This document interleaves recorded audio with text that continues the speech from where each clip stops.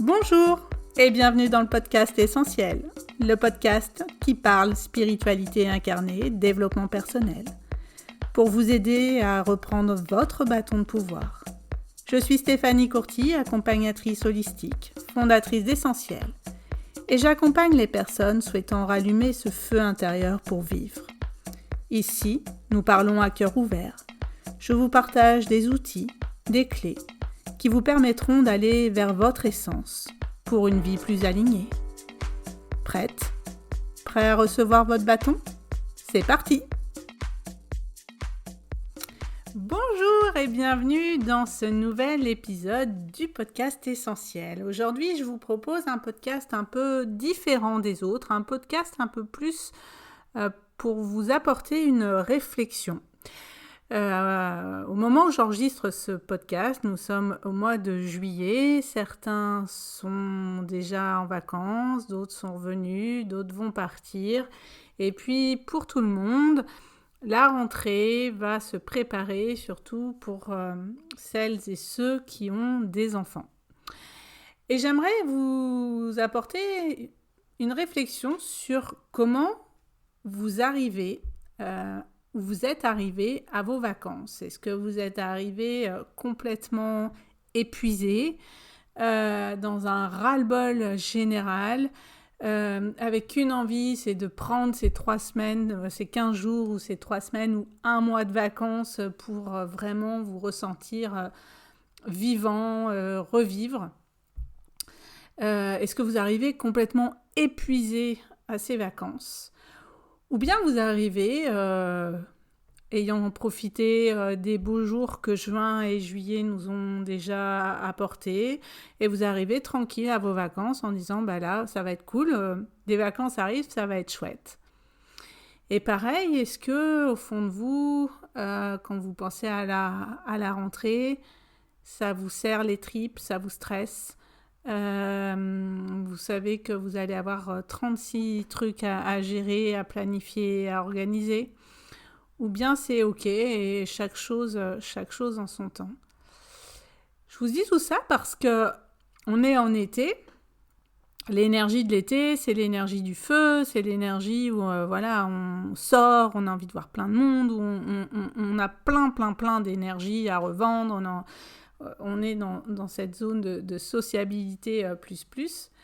Et très souvent, beaucoup d'entre nous arrivent complètement HS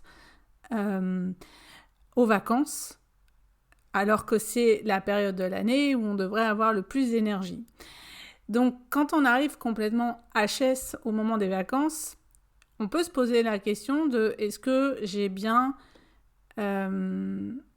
gérer ma cyclicité, ma saisonnalité. Est-ce que je me suis assez reposée? Est-ce que j'ai assez levé le pied sur l'hiver? Est-ce que j'y suis pas allée trop vite, trop tôt au moment du printemps pour semer mes graines? Est-ce que j'ai pas cramé en fait toute mon énergie avant d'arriver en été?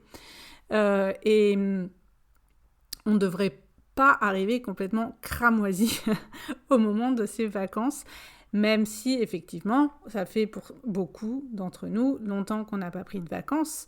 Mais si, la réflexion, c'est si on gère en fait correctement sa saisonnalité en vraiment levant le pied l'hiver, en se reposant beaucoup l'hiver, et puis en y allant crescendo sur l'été, on arrive aux vacances pas complètement cramoisi. Et puis pour certains, ce qui se passe aussi, c'est que, comme il y a une sensation de ne pas vivre, d'être en mode survie en fait quand on travaille, on va se charger les vacances, on va charger le planning, faire plein de trucs, voyager, bouger, faire des activités, profiter des enfants parce qu'on ne les a pas beaucoup vus dans le quotidien et on va faire plein de choses. Et pour certains, il y a un moment donné où aux vacances, le corps il dit stop. Combien d'entre vous arrivent et tombent malades dans les jours qui suivent les vacances, ont un gros rhume, ont mal au dos, ou en fait le corps, il relâche à un moment donné tellement il était en en stress, en concentration, en suractivité. Et puis, aux vacances, ça relâche un peu, donc pouf, il relâche. Et puis, y a les maladies, le moindre petit virus qui traîne, et paf, on tombe malade. Et je vous raconte ça parce que moi, pendant des années, avant, c'était ça. En fait, je me souviens quand j'étais cadre, j'arrivais aux grandes vacances, au mois de juillet, il fallait boucler tous les dossiers, j'étais rincée. J'étais cramoisie, crevée avec les enfants à gérer, le tac, tac, tac. Les enfants à placer l'été chez les grands-parents, faire les allers-retours, boum, boum, qui demandaient une logistique en plus importante. Et en fait, le nombre de fois où je suis tombée malade l'été pendant les vacances, j'avais fait une grippe genre H1N1 à l'époque. J'étais malade à crever pendant 15 jours, des otites, des rhumes, des virus que j'ai eu au foie, enfin plein de trucs qui sortent de nulle part sur mes vacances d'été. Et pareil sur les vacances d'hiver d'ailleurs. Mais vacances d'hiver, il y a plus de virus, tout ça qui traîne, et effectivement on est plus fatigué, mais en fait l'été, mon corps il n'en pouvait plus. Et comme j'étais en mode survie par rapport à mon boulot, ma vie tout court. On prévoyait plein de trucs en fait pendant les vacances, de faire des visites, d'aller à tel endroit, de voyager, de faire ci, de faire ça, etc. Ce qui fait qu'en plus, dans les vacances qu'on planifiait, j'avais très peu de temps, de temps de repos. Donc mon corps, boum, il switchait, hop, malade, terminé, et puis en repos forcé, quoi. Et là, je voulais vous amener la réflexion de comment vous arrivez à vos vacances. Et pour moi, c'est révélateur d'un fonctionnement qu'on peut avoir ou d'un dysfonctionnement, selon les cas, dans notre mode de vie. Parce qu'on devrait arriver aux vacances où on est bien, et les vacances arrivent, on est content de partir parce que ça change du quotidien et qu'on va être avec nos proches, etc. Mais on n'attend pas ça en mode survie, à compter, à cocher les croix. Et j'entends des gens me dire, rien que tout à l'heure, une personne me dire « Oh là là, je suis en vacances vendredi, ça passe pas, tellement j'en peux plus, j'ai hâte d'être en vacances, je suis fatiguée, j'en ai marre. J'attends qu'une chose, c'est d'être à vendredi 16h, mais on est mercredi, ça passe pas, j'en peux plus. » Donc ça peut montrer quelque chose, un dysfonctionnement à un moment donné. Peut-être que vous n'êtes pas assez reposé l'hiver, peut-être qu'il n'y a pas eu assez de coupures non plus depuis vos dernières vacances. On dit souvent, il y a des études qui sont menées, que de partir régulièrement, même plus sur des périodes plus courtes, ça peut aussi permettre de déconnecter plus facilement et d'avoir une sensation de recharger ses batteries aussi. Mais allez aussi chercher, est-ce que votre mode de vie aujourd'hui est à l'équilibre? Est-ce que vous vous reposez assez l'hiver ou pas? Et je repense là à une personne que je suis, que j'ai régulièrement en soins, et puis qui arrive au mois de janvier, mais crevée, lessivée, en ayant eu la grippe, puis le Covid, enfin tout la totale à la suite, crevée, lessivée, et me dire là de toute façon je peux pas me reposer parce qu'on est en travaux à la maison, et puis on est de fête tous les week-ends, etc. Et je lui dis mais en fait l'hiver tu ne peux pas, c'est pas possible. L'hiver c'est fait pour se reposer, recharger les batteries, c'est du temps yin, du temps de rien, du temps de repos. Et si tu te reposes pas là, tu es en train de cramer ton énergie et tu n'auras pas l'énergie nécessaire pour tenir le printemps, l'été, qui sont des énergies de feu, où là où on a envie de faire des choses, on y va et on a cette énergie pour le faire.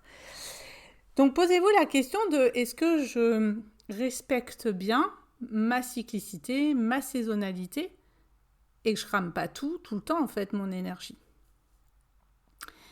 Et puis, je voulais vous amener la réflexion de la rentrée.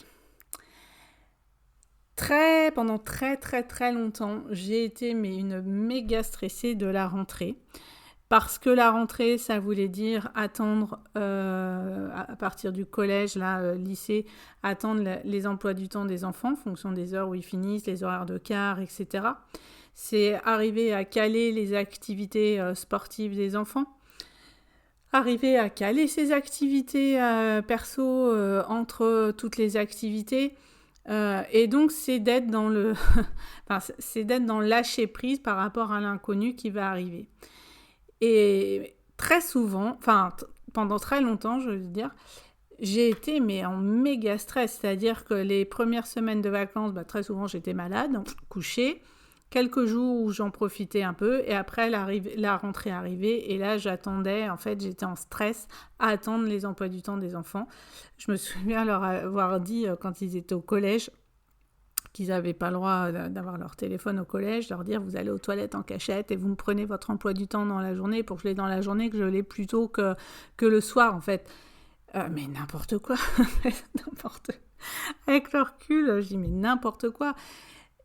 Et donc, le rapport à la rentrée, pour moi, est aussi révélateur de notre façon d'être, de notre façon de fonctionner. J'ai été dans le contrôle de tout, donc la rentrée, pour moi, c'était le non-contrôle de l'organisation. Et en tant que mère de famille, quand mon mari était toujours là, c'est souvent les femmes, en tout cas, c'est moi qui gérais. Et puis après, j'ai été quand même, au décès de mon mari, mère solo, complètement solo, sans famille à proximité, donc à devoir tout gérer. Et j'étais en super stress, en fait. Et à force d'avoir travaillé sur ce lâcher-prise, sur dire, de toute façon, je vis dans l'instant présent, je ne peux pas maîtriser l'emploi du temps, etc. Ça fait quand même plusieurs années que j'arrive en me disant, on verra à la rentrée, puis si ça passe pas, et puis des activités, on verra. Et puis on verra avec les enfants aussi. Je peux pas être partout, je suis pas super maman à pouvoir être absolument partout. Et je dirais, aujourd'hui, j'arrive en vacances, je suis contente de partir en vacances. Je suis en vacances dans 10 jours, je suis contente de partir en vacances, mais je ne suis pas dans l'attente de mes vacances. Ça me dit, je suis contente. Mais comme je serai contente de revenir travailler au cabinet 3 semaines après. Et puis surtout, la rentrée, c'est un non-sujet. On verra. Alors, c'est vrai que mon fils est parti, ma fille est grande, mais n'empêche que j'ai quand même des contraintes de quart, de l'emmener, d'avoir ses horaires, etc. Et puis surtout, j'ai arrêté de me dire, je peux pas être tout le temps partout. Et à un moment donné, si elle doit faire 2 heures d'études parce que elle finit plus tôt et que son quart est 2 heures après, elle fera 2 heures d'études et puis c'est tout. Alors qu'avant, je me serais pliée en 4 pour arriver à aller la chercher plus tôt et qu'elle puisse faire ses activités, Et donc, c'est d'arrêter de lâcher prise sur le contrôle de tout. Et puis pour beaucoup de femmes, en tout cas, il y a aussi le côté perfection, de vouloir être tout le temps la meilleure, dans la perfection par rapport aux enfants et ce qu'on va pouvoir leur apporter. Et donc, je trouve cette réflexion de comment on arrive par rapport aux vacances, comment on ressent, on anticipe la rentrée, très révélateur de notre façon d'être, de notre façon de fonctionner, de notre gestion de l'énergie et notre façon de vivre au sens large. Et vraiment, je voulais vous apporter cette réflexion. Prenez quelques minutes pour vous dire, je suis arrivée comment sur ces vacances d'été 2025 ? Est-ce que j'attendais que ça ? Est-ce que je les ai blindées à fond, blindées d'activités ? Est-ce que j'ai rien prévu et je me laisse juste le temps de me reposer ? Pourquoi j'ai besoin de me reposer autant ? Est-ce que c'est juste pour souffler ou c'est parce que ça devient vital parce que j'ai encaissé un rythme de fou avant ? Et puis la rentrée, comment je la vis cette année ? Est-ce que je suis en stress ? Est-ce que ça m'angoisse ? Est-ce que c'est un non-sujet ? Est-ce que Est-ce que je lâche prise? Enfin, est-ce que ça vient vous bousculer sur l'aspect organisationnel, ça peut être aussi sur l'aspect financier, parce qu'il y a des dépenses qui arrivent aussi. Donc voilà, observez quel est votre rapport à tout ça. Et puis vraiment, si vous n'êtes pas encore parti en vacances, prenez du temps aussi de rien, du temps de repos, du temps à bouquiner avec un bouquin au bord de la piscine, sous un arbre, au bord de la mer. Voilà, prenez du temps aussi rien que pour vous, pour vous faire du bien. Et bien sûr, du temps avec vos proches à sortir, parce que l'énergie de l'été, c'est aussi ça, c'est partager, c'est les tablés, c'est les veillées le soir. Voilà, c'est ce côté hyper convivial de l'été. Et d'aller nourrir ça aussi, parce que on a aussi besoin de ces moments de partage pour après, tout doucement, arriver dans l'énergie de l'automne où on ralentit, où on commence à avoir moins d'énergie. Et puis l'énergie, pour arriver ensuite à l'énergie de l'hiver, où on est dans notre grotte et c'est pas là où on a envie de faire des grandes tablées, enfin, hormis peut-être à Noël, mais sinon on n'est pas dans cette énergie de feu de 14 juillet, de veillée de la Saint-Jean, enfin voilà, de toutes ces énergies d'été en tout cas. Donc voilà ma réflexion du moment, je voulais vous la partager. Moi j'ai énormément changé mon rapport aux vacances, à l'été, aux vacances, à la rentrée comme je vous disais, mais qui est en lien aussi avec mon changement de vie, mais mon changement de moi tout court en fait. C'est que je ne suis pas la même qu'il y a 7-8 ans, et je dirais heureusement. Comme me dit ma fille très souvent, avant t'étais hyper stricte et j'avais à moitié peur de toi quand tu oses péter, maintenant t'es super cool. Bon, ça dépend des fois que je suis super cool, mais c'est dans ce qu'elle veut dire, c'est dans l'attitude. Effectivement, j'étais une stressée de la vie. La rentrée, les enfants, ils sentaient bien que j'étais en méga stress de la rentrée, que je me faisais des nœuds au cerveau pour que toutes les activités passent. Et puis en fait, je me dis, s'il y avait une activité qui ne serait pas passée, elle ne serait pas passée, et puis c'est tout. Enfin, ils en auraient fait moins, et puis c'était OK en fait. Donc, et de lâcher la perfection que j'avais, de tout le temps vouloir être dans la perfection de ce que je me mettais moi. Et je me rends compte qui n'était pas du tout ce que mes enfants attendaient de moi non plus, pour la partie de mes enfants, et puis de ce que moi j'attends de la vie aussi. Donc voilà ma réflexion du jour que je voulais vous apporter. J'espère qu'elle vous permettra de vous poser des questions de comment vous êtes en ce moment. Est-ce que c'est OK, ou si c'est pas OK, de vers quoi vous aimeriez aller, et puis vous dire là je vais mettre les actions en place pour que l'an prochain ça soit plus OK. Voilà, en tout cas, osez me contacter si vous avez des questions, osez mettre des commentaires, partagez le podcast. Merci vraiment de l'entrain que vous donnez au podcast. J'ai beaucoup de retours, j'ai beaucoup d'écoutes, et ça fait chaud au cœur. Merci beaucoup. Je vous souhaite un bel été, une belle semaine, et je vous dis à la semaine prochaine.